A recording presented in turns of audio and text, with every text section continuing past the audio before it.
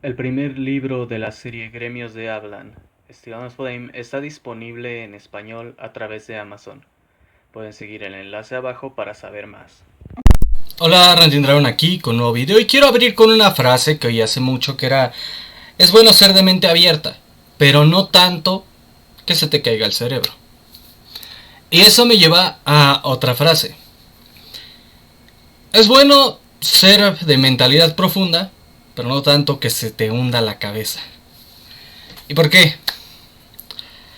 Llevo ya tiempo siguiendo a varias personas que hacen críticas, reseñas de contenido, etcétera, y noté algo con una de esas personas que había notado antes con otras, pero con esta, como ya yo teniendo más edad, más experiencia, más madurez y trabajando ya más de lleno en la industria de la literatura, entendí que se le había hundido la cabeza por buscar tanta profundidad a esta persona, que se estaba constantemente quejando de que varias obras resultaban insulsas y superficiales, y eran obras que no eran pensadas para ser muy profundas, como lo es, por ejemplo, One Punch Man o Dandadan. Y tienes a esta persona quejándose del desarrollo y también diciéndole unas pendejadas para justificar con falsa profundidad obras como Attack on Titan, como el final de Attack on Titan, para ser más precisos, que ese final está mal hecho y ya he explicado por qué. Y creo que también antes había criticado que esta persona entendió mal a Griffith y a Guts. Y justamente ahí es donde entra lo que iba a decir. Se le hundió la cabeza por andar tan metido en la profundidad de este vato. Si ve este video probablemente me va a odiar. Y si me reconoce probablemente me va a bloquear en las redes. Porque lo que voy a decir no es personal, pero es justamente un ejemplo de lo que digo.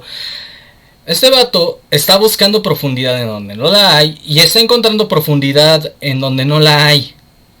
Porque la está buscando en donde no la hay. ¿Por qué? Porque se ha mal acostumbrado a buscar profundidad en todo, a que todo tiene que ser profundo e intelectual, como lo es Ergo Proxy, como lo es Serial Experiments Lane, como lo es Technolize, por cierto. No mames, el creador de Serial Experiments Lane necesita tomarse unas cuantas pastillitas, porque lo más tranquilo que ha hecho es Digimon Tamers, lo juro que todo lo demás es el tipo que hizo Technolize, también. Konaka es el tipo que hizo Technolize. Ya saben mi relación con Technolize, los que llevan mucho tiempo en este canal. No lo he terminado de ver todavía. Así puedo resumir mi relación con Technolize. Todavía no lo he terminado de ver. Está bien pesado. Me resulta un tanto cuanto soporífero. Entonces este vato está tan mal acostumbrado a eso y ajusta, o sea, está tan mal acostumbrado a analizar las cosas hasta de más, por ver cosas que sí tienen mucho material que analizar, que hasta ya acaba analizando cosas que no son analizables, como lo es el caso de One Punch Man. One Punch Man es un chiste. One escribió un chiste. El tipo invencible. Todo lo que pueda parecer profundo nada más es, y así lo voy a decir, como escritor, preparación para darte el chiste más pendejo que hay. Todo lo que te dio con Garou era para el momento en el cual básicamente Saitama lo vencía tirándose un gas. Eso es como maneja One las cosas. One no es serio, tampoco por ejemplo su trabajo con Bog Ego no es serio. One no es serio.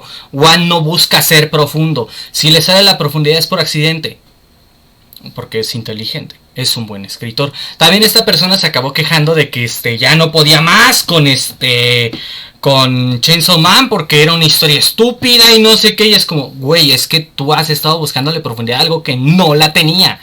El autor de Chainsaw Man ya dijo que lo único que quería era tripas y tetas.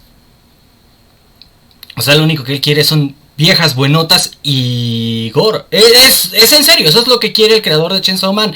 Le gustan ese tipo de historias, le gusta la acción y la violencia sin sentido, la violencia desenfrenada sin sentido, en sus propias palabras.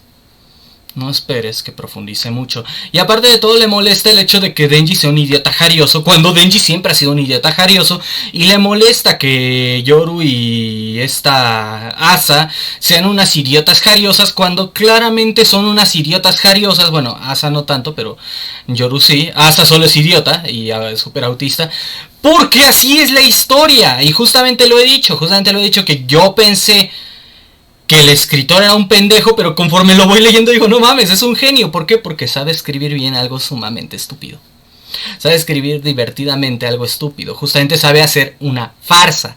Eso es lo que es esta historia. En el término teatral es una farsa. One Punch Man y Chainsaw Man, curiosamente las dos, entran en lo que es la categoría de la farsa, del burlesque, de la parodia. Andarles buscando una profundidad filosófica a estas cosas es estúpido. Y es un desperdicio de tiempo. Porque lo único que vas a acabar encontrando es que no hay nada. Vas a acabar dándote cuenta que desperdiciaste horas, días, semanas, meses, años de tu tiempo buscando algo que no existía. Porque nunca fue la idea el hacerlas profundas, nunca fue la idea el hacerlas filosóficas. Lo único que querían era hacer una historia divertida. Y eso es algo que a veces los autores queremos hacer. No queremos que profundices mucho, no queremos que te haga reflexionar, ni nada, queremos que te diviertas. Es el tipo de historia que escribo yo, por ejemplo. Yo no busco entrar mucho en la profundidad. Cuando empecé al principio como que decía así como, no sé, tal vez sería bueno transmitir una idea de que la guerra es mala, es algo que estaba en mi primer libro, pero que cuando se trata de defenderte no hay que darle la vuelta a la guerra.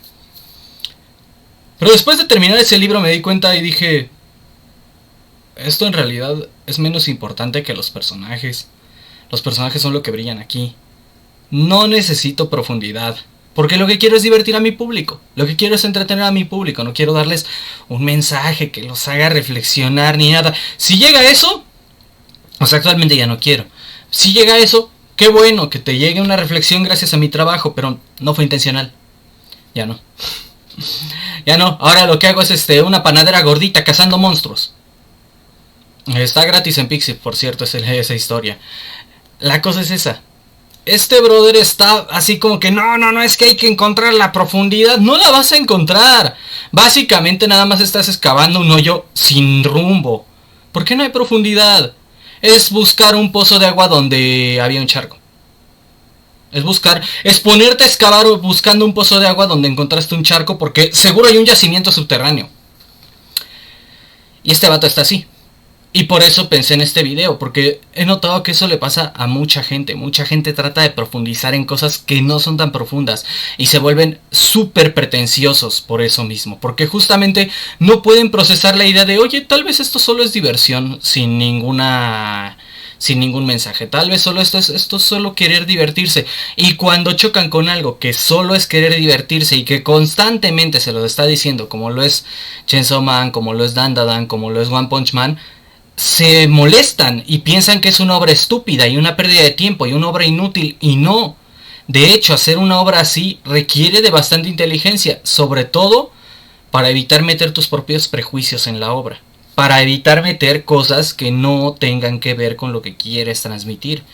En realidad, yo lo he dicho, para mí Fujimoto es un escritor bastante inteligente. ¿Por qué? Porque logra hacer personajes estúpidos bien, y es más difícil hacer bien un personaje estúpido sin ser estúpido que hacer un personaje inteligente siendo un estúpido. Y un ejemplo de eso son la enorme cantidad de personajes inteligentes hechos por gente sumamente estúpida y que son muy populares, porque eso es para donde voy. La gente estúpida, cuando intenta hacer un personaje estúpido, lo hace muy agresivamente estúpido y se vuelve desagradable. Un ejemplo de eso, Peter Griffin. En cambio, cuando tú eres alguien inteligente y haces un personaje estúpido, se vuelve un ícono, como es Denji. Es más fácil hacer un personaje falsamente inteligente que hacer un personaje falsamente inteligente siendo un estúpido, como lo que hizo Dan Harmon con Rick Sánchez, que hacer un personaje estúpido es mucho más fácil que hacer un personaje estúpido siendo tú un estúpido, como lo hizo Seth MacFarlane con Peter Griffin. Porque cuando haces un personaje estúpido y tú eres un estúpido, tu personaje ya es mórbidamente estúpido, ya es una cosa que dices, no mames, güey, es que no te pases de verga. Y sí, Seth MacFarlane es un estúpido, y luego lo voy a explicar por qué, pero tiene que ver con la incongruencia ideológica. La cosa es que Fujimoto, eso es lo que le gusta la acción sin sentido, le gusta la violencia desenfrenada, le gusta el gore, le gustan las chicas atractivas, le gusta el caos. Ese es el tipo de historia que le gusta a él, y la gente que justamente lo elogia de que ya lo conocían desde antes de otros trabajos, justamente lo elogia por eso, porque dicen, ah, es que así es Fujimoto, y yo lo digo, yo me tuve que tragar mis palabras con Fujimoto porque pensé, no mames, esto está pendejísimo, qué porquería, y después acabé diciendo, no mames, esto está pendejísimo, qué divertido, y es que esa es la idea. Esa es la idea que tiene él con Chainsaw Man, que digas, esto es estúpido, qué divertido. Que digas, no mames, es que estos personajes están bien pendejos. Sí, ¿verdad? O sea, ese es el punto, es una farsa. Es una farsa, sí, es como opera una farsa. Que dices, no mames, qué pendejo está ese payaso. Sí, ¿verdad? Así opera una farsa. Y hay muchas personas que se han decepcionado con Chainsaw Man. Yo al revés, ¿no? Yo al revés perdí la decepción cuando dije, ¡ah! La idea es que es estúpido, ya entendí. Pero hay mucha gente que se decepciona con Chainsaw Man porque no están entendiendo que la idea es esa.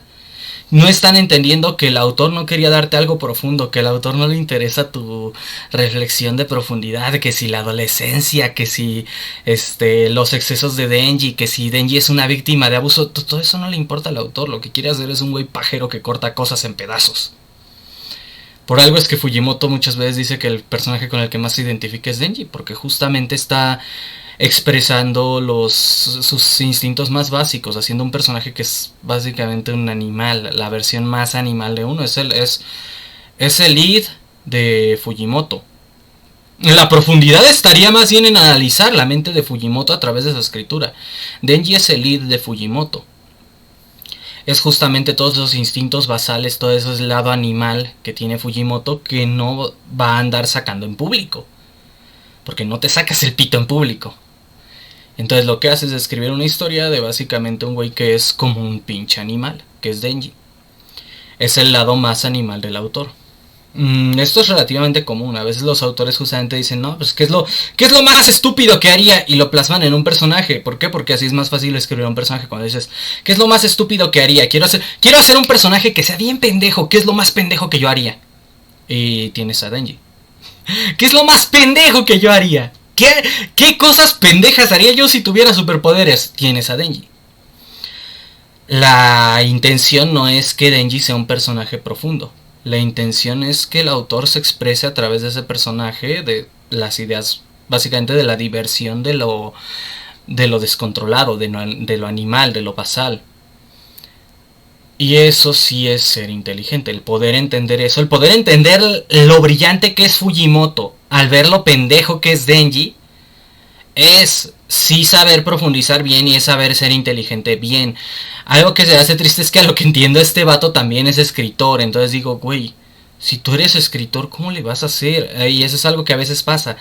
Cuando los escritores se vuelven muy teóricos, a veces la cagan porque justamente no siguen su instinto, nada más siguen fórmulas. Y entonces acaban volviéndose demasiado teóricos y empiezan con que los simbolismos y cosas así. Eso es algo, por ejemplo, que pasaba mucho en los círculos literarios con respecto a Tolkien, el autor del Señor de los Anillos, que mucha gente ha interpretado simbolismos donde él dejó muy claro que no lo sabía, porque si bien él de vez en cuando, de manera subconsciente o no intencional o por alguna u otra causa, sí ha metido simbolismos en sus obras, e incluso él mismo lo dijo, a él no le gustaba meter simbolismos. Entonces lo hacía básicamente por accidente, ¿no? Lo hacía porque no lo pensó bien, o lo hacía porque eran más que nada como que le inspiró algo y se volvió simbólico, ¿no? Como es el hecho de que básicamente Gandalf es Cristo. Por eso revive Gandalf. Por eso es que está equivocado George R. R. Martin, porque Gandalf es Cristo. No es broma, es una figura mesiánica. Él lo hizo porque él era devoto cristiano, pero no lo hizo con la intención de que Gandalf fuera Cristo, sino que pensó en justamente este hombre sacro que es capaz de sacrificarse y revive gracias a que su sacrificio es sagrado.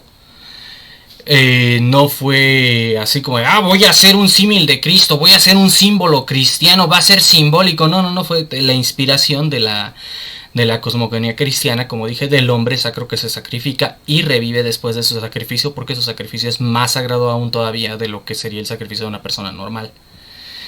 Entonces es recompensado, se podría decir, que por la providencia, con la oportunidad de vivir una vez más. Él no hacía intencionalmente cosas así como simbólicas. Él mismo se quejaba mucho de los autores que buscaban meter simbolismo en todo y decía que pues el simbolismo muy bonito y todo, pero al fin y al cabo eso de qué te sirve. En serio, él lo veía como un esfuerzo innecesario, como un trabajo innecesario. Pero hay mucha gente que analiza mal a Tolkien y encuentra simbolismos donde no los hay. Y eso es algo que pasa mucho con muchos autores. Está incluso esta publicación, no sé bien el contexto de cómo se originó, pero que dice lo que el autor escribió, las cortinas eran azules. Lo que el autor quiso decir, las cortinas son azules. Lo que el profesor de literatura te dice que el autor quiso decir, las cortinas azules representan el conflicto interno del autor. Eso pasa, que a veces la gente interpreta algo que el autor no tenía intención, e incluso se creó esta estupidez, y lo voy a decir así, estupidez, de que le llaman la muerte del autor.